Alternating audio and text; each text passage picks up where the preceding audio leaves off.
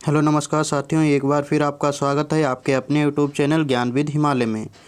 आज का जो टॉपिक है जैन धर्म। इससे पहले हम लोगों ने पढ़ा था बौद्ध धर्म, तो आज हम जैन धर्म के बारे में जानेंगे। और ये टॉपिक जो आरपीएफ की इस समय वैकेंसी के फार्म पढ़ रहे हैं उनके लिए भी है, और यूपी पुलिस री एग्ज़ाम होने वाला है उसके लिए भी है, और एनएमएमएस के जो बच्चे तैयारी कर रहे हैं उनके लिए भी एक क्लास बहुत महत्वपूर्ण रहेगा।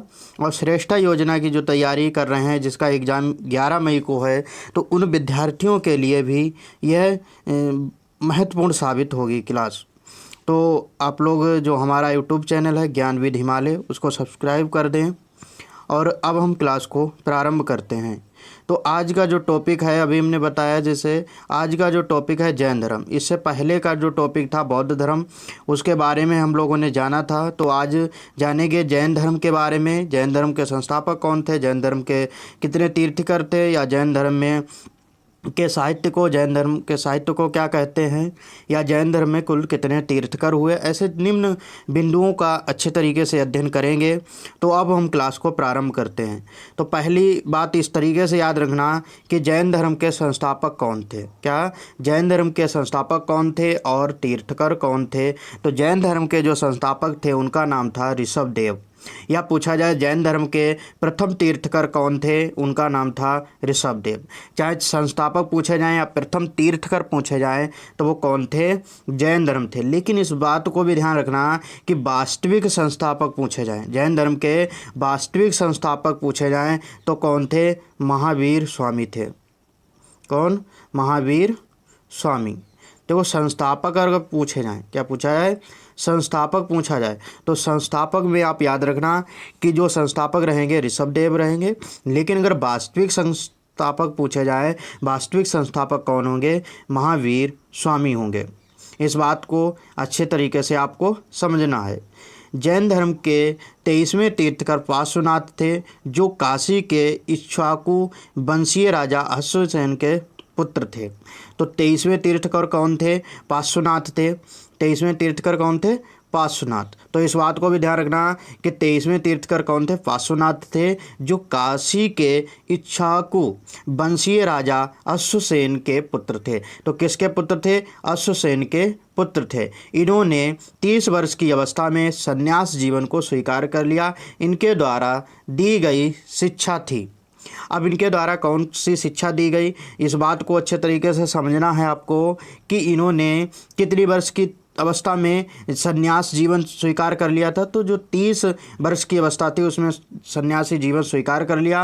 ये 23वें तीर्थकर थे। किसके पुत्र थे, अश्वसेन जो राजा थे उनके पुत्र थे। इन्होंने जो शिक्षा दी थी वो कौन कौन सी शिक्षा दी है, इन्होंने कहा है कि हिंसा ना करना। क्या कहा, हिंसा ना करना, सदा सत्य बोलना, चोरी ना करना और संपत्ति ना रखना। इनका मानना था कि हिंसा नहीं करनी है, सदा सत्य बोलना है, चोरी नहीं करनी है और संपत्ति नहीं रखनी है। ये इनकी शिक्षा थी। तो किसकी शिक्षा थी, तो पार्श्वनाथ। पार्श्वनाथ कौन थे, जैन धर्म के 23वें तीर्थकर थे।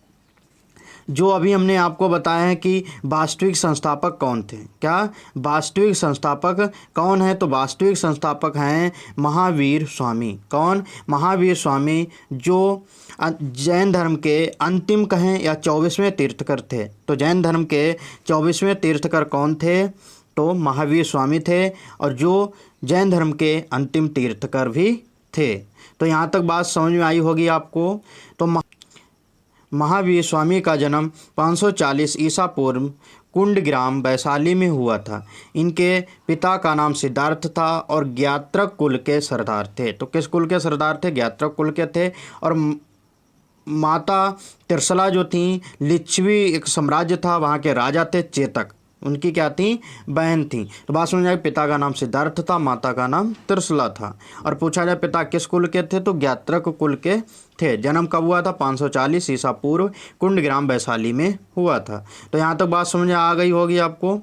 अब महावीर स्वामी की पत्नी का नाम था यशोदा एवं पुत्री का नाम था अनुज्या प्रियदर्शिनी। क्या नाम था, अनुज्या प्रियदर्शिनी था। तो समझ में आ गई होगी बात की माता का क्या नाम था, तिरसला था, पिता का नाम सिद्धार्थ था और पत्नी का नाम यशोदा था, और बच्ची जो कहें या पुत्रियां कहें उनका नाम था अनुज्ञा प्रियदर्शनी। तो बात यहाँ तक समझ में आ गई होगी।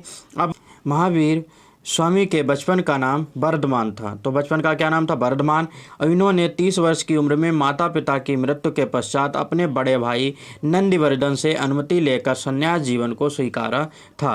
तो पूछा जाए कितनी उम्र में इन्होंने सन्यासी जीवन स्वीकार कर लिया था? 30 वर्ष की उम्र में। किसकी अनुमति ली थी? तो अपने बड़े भाई नंदिवर्धन की अनुमति ली थी। तो यहाँ तक बात समझ आ गई। बचपन का नाम समझ में आ गया। क्या कहते थे बचपन में? वर्धमान कहते थे।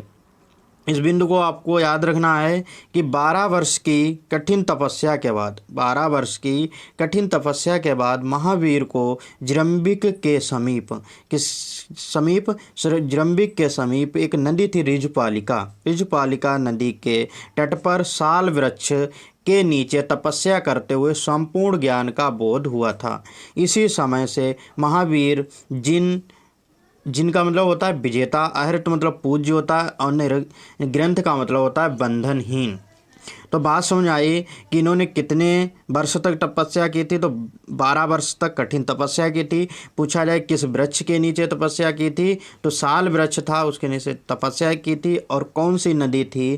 तो नदी जो थी ऋजुपालिका नदी। और ऋजुपालिका नदी किसके समीप थी? तो जृंबिक के समीप थी। उसके नीचे इन्होंने क्या किया? साल वृक्ष था, जृंबिक के समीप ऋजुपालिका नदी थी, वहीं पर एक साल का वृक्ष था, जहाँ पर इन्होंने 12 वर्ष तक कठिन तपस्या की और संपूर्ण ज्ञान की प्राप्ति की, जिनके बाद इन्हें जिन कहा गया, अहृत कहा गया और निर्ग्रंथ कहा गया। तो समझ गए कि जिन का मतलब क्या होता है? जिन का मतलब होता है विजेता। क्या होता है? जिनका मतलब विजेता, अहृत मतलब पूज्य होता है, निर्ग्रंथ का मतलब बंधनहीन होता है। तो यहाँ तक बात समझ आ गई होगी। अगला पॉइंट है कि महावीर ने अपने उपदेश किस भाषा में दिए थे? तो महावीर ने अपने जो उपदेश दिए थे प्राकृत भाषा में दिए थे। प्रथम जो उपदेश दिया था वह किस में दिया था? अर्धमागधी में दिया था। किसमें? अर्धमागधी में प्रथम उपदेश दिया था, और बाकी ज़्यादा से ज़्यादा इन्होंने जो उपदेश दिए थे वे प्राकृत भाषा में दिए थे। महावीर के अनुयायी को मूलतः निर्ग्रंथ कहते हैं या निर्ग्रंथ कहा जाता है। तो महावीर स्वामी के जो अनुयायी थे उन्हें क्या कहा जाता है? निर्ग्रंथ कहा जाता है। महावीर स्वामी के जो प्रथम अनुयायी थे उनके दामाद थे, जिनका नाम था जामिल। तो प्रथम अनुयायी कौन थे? उनके दामाद जामिल थे। अगला बिंदु है कि प्रथम जैन भिक्षुणी नरेश दधिवाहन की पुत्री चंपा थी। तो प्रथम जैन भिक्षुणी कौन थी? तो दधिवाहन जो थे उनकी पुत्री थी चंपा, वह जैन धर्म की प्रथम भिक्षुणी थी। महावीर ने अपने 11 शिष्यों, अब पूछा जाए महावीर ने अपने शिष्यों को 11 गढ़धरों में विभाजित कर दिया था। तो कितने गढ़धरों में विभाजित किया था? 11 गढ़धरों में अपने शिष्यों को विभाजित किया था। आर्य सुधर्मा एक ऐसा गंधर्व था जो महावीर स्वामी की मृत्यु के बाद भी जीवित रहा और जैन धर्म का प्रथम थेरा या मुख्य उपदेशक हुआ। तो मुख्य उपदेशक पूछा जाए कौन था? तो आर्य सुधर्मा था। या जैन धर्म का प्रथम थेरा कौन था? तो वह आर्य सुधर्मा था, जो 11 गढ़धरों में महावीर की मृत्यु के बाद भी जीवित रहा। तो इस बात को भी अच्छे तरीके से आपको ध्यान रखना है। महावीर स्वामी ने भिक्षुणी संघ की प्रधान जो बनाया था, महावीर स्वामी ने भिक्षुणी संघ का जो प्रधान बनाया था वो किसे बनाया था? चंदना। कैसे बनाया था? चंदना को भिक्षुणी संघ का प्रधान बनाया था। अब समझना है कि प्रमुख जो जैन तीर्थकर थे उनके प्रतीक कौन कौन से थे। तो टोटल जैन तीर्थकर थे कितने? तो 24 थे, जिसका उल्लेख कल्पसूत्र जो पुस्तक है जैन धर्म की उसमें मिलता है। उसके बारे में उस पुस्तक में उल्लेख मिलता है कि टोटल जैन धर्म में कितने तीर्थकर हुए? 24 तीर्थकर हुए थे। तो पहले तीर्थकर कौन थे? ऋषभदेव थे। पहले तीर्थकर कौन थे? ऋषभदेव थे, जिनका पूछा जाए चिन्ह क्या था? तो सांड था। फिर दूसरे जो तीर्थकर थे उनका नाम था अजितनाथ और उनका चिन्ह क्या था? हाथी। और तीसरे जो थे उनका नाम था संभव। क्या? और उसके बाद 7वें याद रखना कि संपार्श्व थे, जिनका नाम था स्वास्तिक। और संभव का क्या था? घोड़ा था। शांति जो 16वें तीर्थकर थे, जिनका प्रतीक था हिरण। और अरनाथ जो 18वें तीर्थकर थे, जिनका जो प्रतीक था मीन। क्या था? मीन था। नामी जो 21वें तीर्थकर थे जिनका प्रतीक था नील कमल। अरिष्टनेम 22वें तीर्थकर थे जिनका प्रतीक था शंख। और 23वें जो तीर्थकर थे पार्श्वनाथ, क्या नाम था? पार्श्व कहें या पार्श्वनाथ कहें, जो 23वें तीर्थकर थे इनका जो चिन्ह था सर्प। और 24वें तीर्थकर कहें या वास्तविक संस्थापक कहें तो वो कौथवें थे? 24वें थे और उनका चिन्ह था सिंह। तो यहाँ तक बात समझ में आ गई होगी। 2 जैन तीर्थकर ऋषभदेव और अरिष्टनेम के नामों का उल्लेख ऋग्वेद में मिलता है। तो पूछा जाए कि ऋग्वेद में किन 2 तीर्थकरों का उल्लेख मिलता है, तो ऋषभदेव और अरिष्टनेम के बारे में ऋग्वेद में उल्लेख किया गया। अरिष्टनेम को भगवान कृष्ण का निकट संबंधी माना है, निकट संबंधी माना गया है। इस बिंदु को भी समझना है कि लगभग 300 ईसा पूर्व में मगध में 12 वर्षों का भीषण अकाल पड़ा, जिसके कारण भद्रभाव अपने शिष्यों सहित कर्नाटक चले गए, किंतु कुछ अनुयायियों स्थूलभद्र के साथ मगध में ही रुक गए।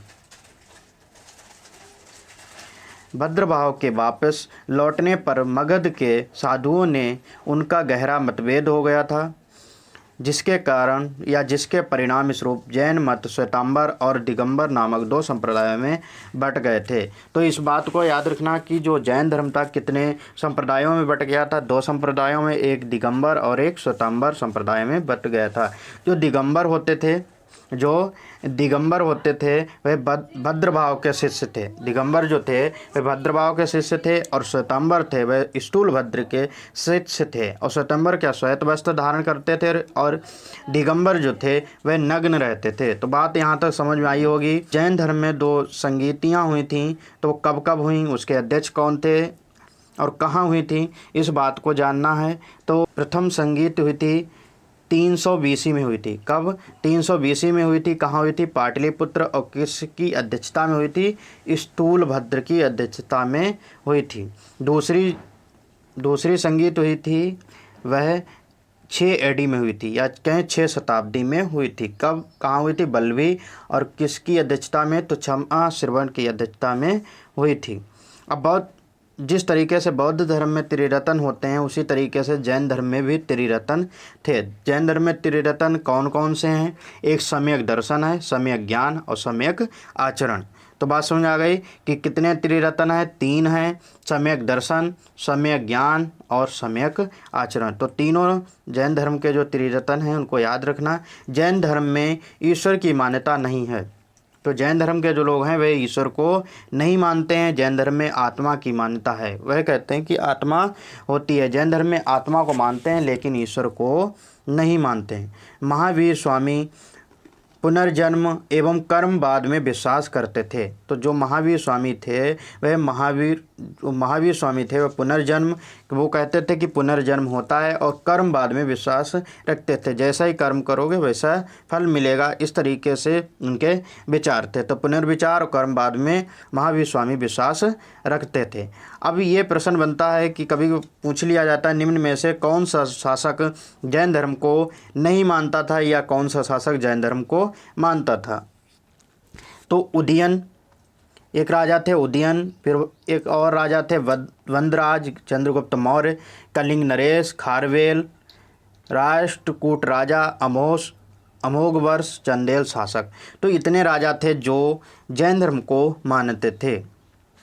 मैसूर के गंग वंश के मंत्री चामुंड के प्रोत्साह से कर्नाटक के श्रवणबेलगोला में 10वीं शताब्दी के मध्य भाग में विशाल बाहुबली की मूर्ति, गोमतेश्वर की मूर्ति कहते हैं। पूछा जाए गोमतेश्वर की मूर्ति कहाँ है, तो कर्नाटक में है। गोमतेश्वर की प्रतिभा कायोत्सर्ग मुद्रा में है। तो किस मुद्रा में है? कायोत्सर्ग मुद्रा में है। यह मूर्ति 18 मीटर ऊंची है एवं एक ही चट्टान को काटकर बनाई गई है। तो गोमतेश्वर की मूर्ति कहाँ है? कर्नाटक में है। पूछी जाए कब बनाई गई थी, तो 10वीं शताब्दी में बनाई गई थी। इसकी लंबाई पूछी जाए तो इसकी ऊंचाई पूछी जाए तो कितनी है? इसकी ऊंचाई 18 मीटर ऊंची है। और इस बिंदु को भी याद रखना कि यह जो मूर्ति है वह किस मुद्रा में बनाई गई है। तो कायोत्सर्ग मुद्रा में बनाई गई है। तो खजुराहो में जो जैन मंदिर का निर्माण करवाया था चंदेल शासकों ने। तो किसने करवाया था? चंदेल शासकों ने खजुराहो में जैन मंदिर का निर्माण करवाया। और उत्तर युग में मथुरा जैन मंदिर का प्रसिद्ध केंद्र था। तो जैन धर्म का जो प्रसिद्ध केंद्र था वो क्या था? मथुरा था। और मथुरा कला का संबंध किससे है? जैन धर्म से है। तो मथुरा कला का संबंध किससे है? जैन धर्म से है। जैन तीर्थंकरों की जीवनी भद्रभाव द्वारा रचित कल्पसूत्र में है। तो इस बात को याद रखना कि जैन तीर्थंकरों की जीवनी किस पुस्तक में बताई गई है? तो कल्पसूत्र में। और किसने लिखी है? तो भद्रभाव ने लिखी है। महावीर स्वामी की मृत्यु 72 वर्ष की आयु में 468 ईसा पूर्व बिहार राज्य पावापुरी में हो गई थी। तो महावीर स्वामी की मृत्यु कब हुई? 468 ईसा पूर्व बिहार राज्य पावापुरी में हुई थी। और पूछा जाए कितनी उम्र में हुई? तो 72 वर्ष की उम्र में हुई थी। जैन साहित्य को क्या कहा जाता है? तो जैन साहित्य को आगम कहा जाता है। जैन धर्म में कसाईयों की संख्या कितनी है? 4 है। कौन कौन से हैं? क्रोध, माया, मान और लाभ। तो कौन कौन से हैं? क्रोध है, माया है, मान है और लाभ है। ये 4 जैन धर्म में कसाई बताए गए हैं।